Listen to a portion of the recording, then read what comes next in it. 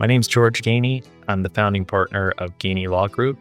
We're a private client U.S. immigration law firm with offices in Washington, D.C. and Scottsdale, Arizona. In the first meeting with any client, whether it's an individual or a family, even a business, I typically tell them two things. The first is that as their attorneys, we aim to take as much stress out of the U.S. immigration process as possible. I've talked to a lot of clients. None of them are very excited about the prospect of going through the U.S. immigration process or the fact that they're going through the U.S. immigration process. It can feel very arbitrary.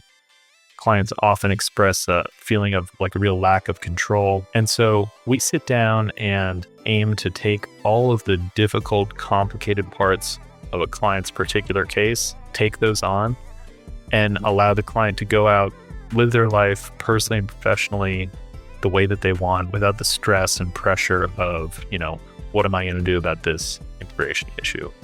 Whether it's something as simple as obtaining a tourist visa or something as complex as obtaining lawful permanent resident status or moving through to citizenship. The second thing that I tell clients is that the area where we probably have the least control in any immigration process is over timing.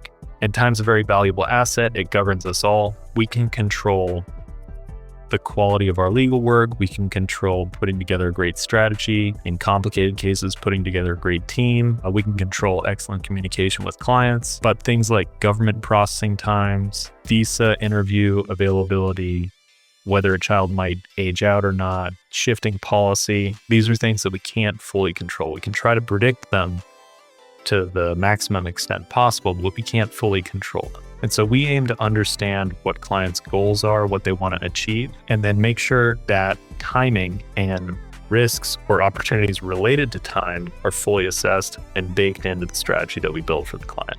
So again, at that initial meeting, two main points that I try to get across.